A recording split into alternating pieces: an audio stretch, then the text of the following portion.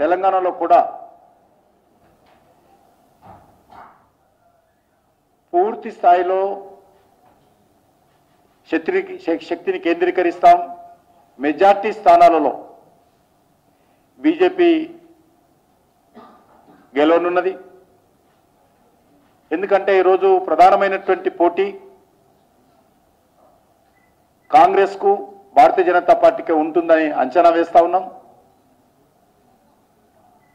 ఎందుకంటే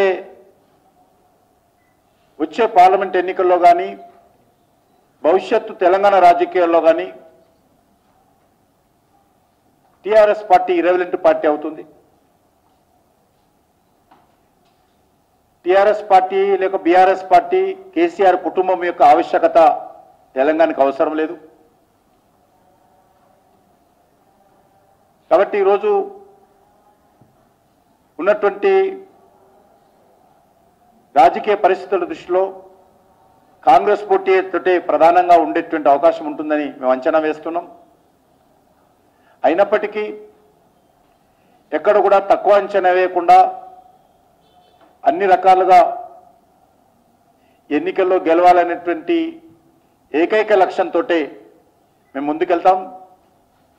నరేంద్ర మోడీ గారు ఏదైతే మూడోసారి ప్రధానమంత్రి కాబోతున్నారో ఒక భారీ మెజార్టీతో బీజేపీ దేశ ప్రజల ఆశీస్సులతో మళ్ళీ అధికారంలో రాబోతుందో దాంట్లో కూడా తెలంగాణ మెజార్టీ ప్రజల మద్దతు కూడగట్టాలి. నరేంద్ర మోడీ గారు అధికారంలో రావడంలో తెలంగాణ ప్రజల యొక్క భాగస్వామ్యం కూడా పూర్తి స్థాయిలో ఉండాలనేటువంటి ఆలోచనతో ఈరోజు మా కార్యాచరణ ప్రణాళిక రూపొందించుకున్నాం.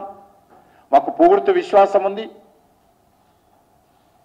వస్తున్నటువంటి వివరాల సేకరణ ప్రకారము, వార్తల ప్రకారము మెజార్టీ సీట్లు భారతీయ జనతా పార్టీ గెలుస్తాం. దానికి సంబంధించి అన్ని రకాలుగా మేము దృష్టిని కేంద్రీకరించాలని చెప్పి నిర్ణయించడం జరిగింది. ఏదైతే కేంద్ర పార్టీ ఆదేశాలు ఇవ్వడం జరిగింది, ఏదైతే ఎన్నికల ప్రణాళిక భారతీయ జనతా పార్టీ కేంద్ర కమిటీ ఏర్పాటు చేయడం జరిగింది. దానికి జిల్లా స్థాయిలో కూడా పార్లమెంట్ స్థాయిలో కూడా వివిధ వర్గాలతో సమావేశమై నరేంద్ర మోడీ గారి నాయకత్వంలో మూడోసారి అధికారంలో రాబోతున్నటువంటి ప్రభుత్వం యొక్క ఎజెండా ఏముండాలి, దానికి కావాల్సినటువంటి ఎన్నికల ప్రణాళిక ఏ రకంగా ఉండాలి అనేటువంటి నిర్ణయము మరి తీసుకొని దానిపైన పార్లమెంట్ యొక్క నియోజకవర్గాల వారిగా కూడా చర్చ జరపాలని చెప్పి కూడా నిర్ణయించడం జరిగింది. అంతేకాకుండా ఈరోజు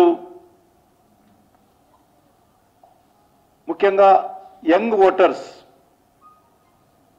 ఇంతకుముందు చెప్పినట్టు నూతనంగా ఓటు హక్కు పొందినటువంటి వాళ్ళని కూడా కలిసేటువంటి కార్యక్రమం.